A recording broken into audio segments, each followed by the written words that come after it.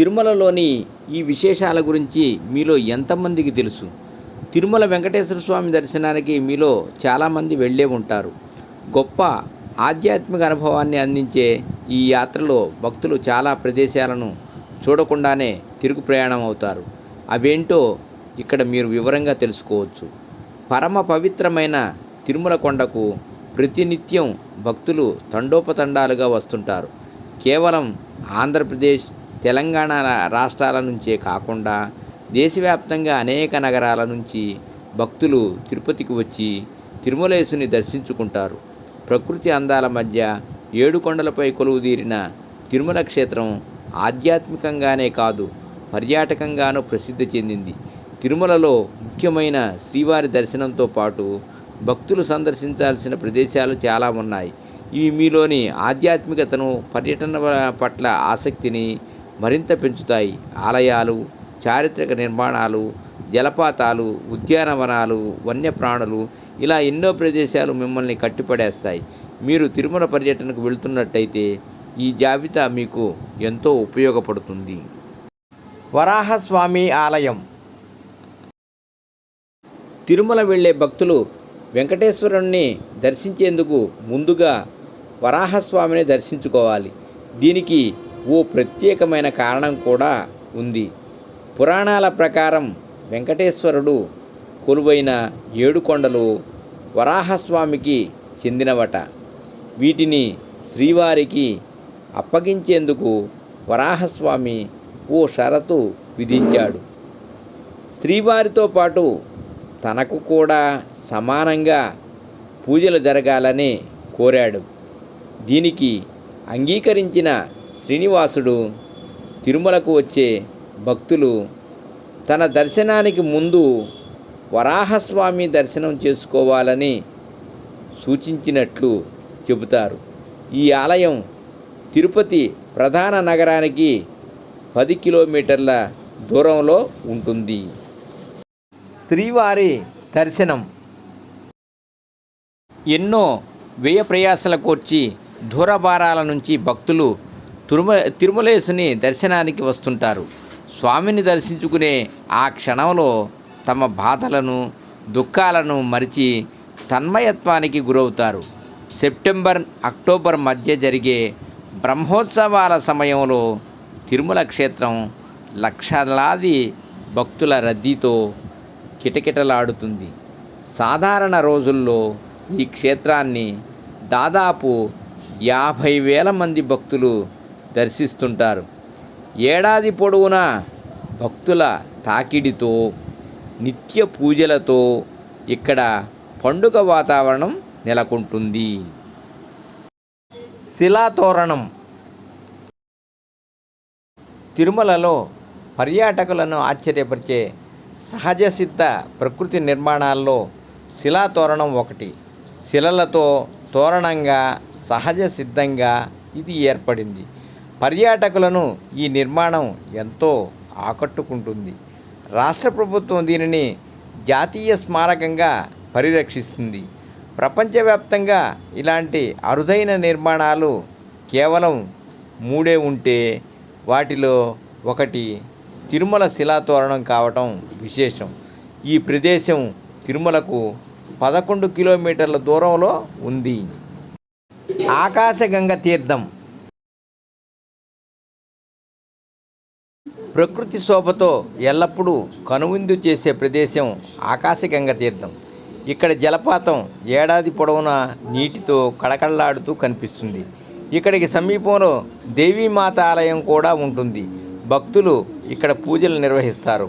వర్షాకాలంలో ఆకాశగంగ అందాలు మరింత ఆకర్షణీయంగా ఉంటాయి. శ్రీవారి ఆలయం నుంచి 3 కిలోమీటర్ల దూరంలో ఈ ప్రదేశం ఉంది. గోవిందరాజస్వామి ఆలయం. ఇక్కడ విష్ణువు గోవిందరాజస్వామి అవతారంలో పూజలు అందుకుంటున్నాడు. దీనిని జిల్లాలోనే అతిపెద్ద దేవాలయ సముదాయంగా చెబుతారు. ఆలయ నిర్మాణ కళ, పరిసరాలు భక్తులకు విశేషంగా ఆకట్టుకుంటాయి. 12వ శతాబ్దంలో రామానుజాచార్యచే ఈ ఆలయం నిర్మించబడినట్లు స్థల పురాణ కథనం. తిరుపతిలో చూడాల్సిన ముఖ్యమైన ప్రదేశాల్లో ఇది ఒకటి. ఇది తిరుపతి నుంచి 23 కిలోమీటర్ల దూరంలో ఉంటుంది. పద్మావతి అమ్మవారి దేవాలయం. తిరుపతిలోని పరమ పవిత్రమైన దేవాలయాల్లో పద్మావతి అమ్మవారి ఆలయం ఒకటి. ఎన్నో పురాణాలకు, ఇతిహాసాలకు ఇది నివాసం. ఇక్కడ పద్మావతి అమ్మవారి దర్శనం భక్తులను పరవశింపచేస్తుంది. తిరుపతి నుంచి ఈ ఆలయం 8.6 కిలోమీటర్ల దూరంలో ఉంటుంది. ఆటో, బస్సు, ట్యాక్సీ రవాణా ద్వారా ఇక్కడికి సులభంగా చేరుకోవచ్చు. కపిల తీర్థం. ఇక్కడ కపిల మునిచే ప్రతిష్ఠింపబడిన శివలింగం పూజలు అందుకుంటుంది. తిరుమల కొండ మెట్ల బాటలో ఈ శైవ క్షేత్రం కనిపిస్తుంది. భక్తులు ఇక్కడ పరమేశ్వరుని దర్శించుకొని పూజలు నిర్వహిస్తారు.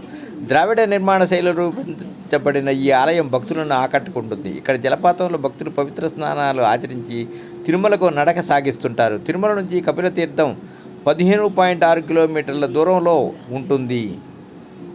తుంబురు తీర్థం.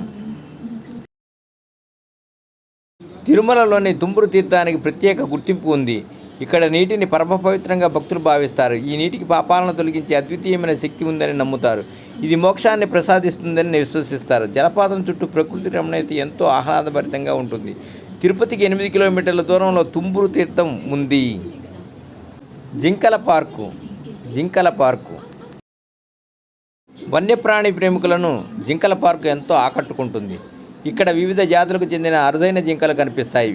వీటికి సందర్శకులు స్వయంగా ఆహారాన్ని అందించవచ్చు. వీటి మధ్య కొన్ని గంటల పాటు అన్ని ఆందోళన మర్చి హాయిగా గడపవచ్చు. తిరుపతికి 5 కిలోమీటర్ల దూరంలో తిరుమలకు వెళ్లే దారిలో ఈ జింకల పార్కు ఉంది.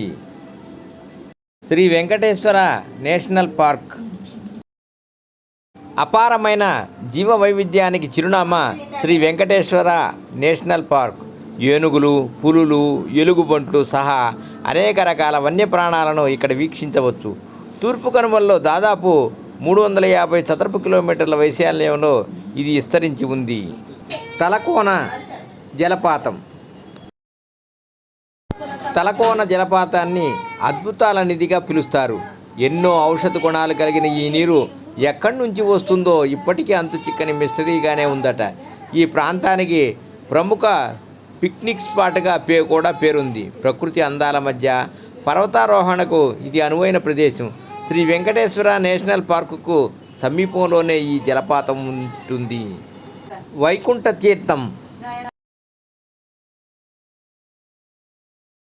పవిత్రమైన ఇక్కడ జలపాతానికి రామాయణ కాలం నాటితో సంబంధం ఉందని నమ్ముతారు. రాముడికి చెందిన వానరసేన ఈ తీర్థం వద్దే ఉండేదని చెబుతారు. ఇక్కడ పవిత్ర జలంలో మునకవేయడం ద్వారా అదృష్టం, మంచి భవిష్యత్తుతో పాటు పాపాలు తొలగిపోతాయని భక్తులు విశ్వసిస్తారు. తిరుపతికి 112 కిలోమీటర్ల దూరంలో ఈ వైకుంఠ తీర్థం ఉంది. బేడి ఆంజనేయ స్వామి ఆలయం.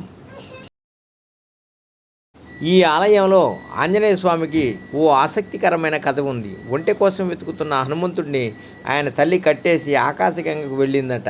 అందుకే ఇక్కడ హనుమంతుడిని బేడి ఆంజనేయ స్వామిగా పిలుస్తారని చెబుతారు. హనుమంతుడు ఈ రోజుకు ఆ ప్రదేశంలో నిలబడతాడని భక్తులు విశ్వసిస్తుంటారు. తిరుపతికి 10 కిలోమీటర్ల దూరంలో ఈ ఆలయం ఉంటుంది. చంద్రగిరి ప్యాలెస్ అండ్ కోట. విజయనగర రాజ్యంలో భాగంగా ఉండే యాదవనాయుడు రాజులు 11వ శతాబ్దంలో ఈ కోటను నిర్మించినట్లు చెబుతారు. విజయనగర నిర్మాణ శైలికి ఈ ప్యాలెస్, కోటలు నిదర్శనంగా నిలుస్తాయి. ఇక్కడ విలువైన చరిత్రకు, వారసత్వానికి ఆకర్షితులై పెద్ద సంఖ్యలో టూరిస్టులు ఇక్కడికి వస్తుంటారు. తిరుపతికి 13 కిలోమీటర్ల దూరంలో ఈ ప్రదేశం ఉంది. శ్రీవారి మ్యూజియం. హిందూ మత చరిత్రకు ఇది ఒక తార్కాణంగా నిలుస్తుంది.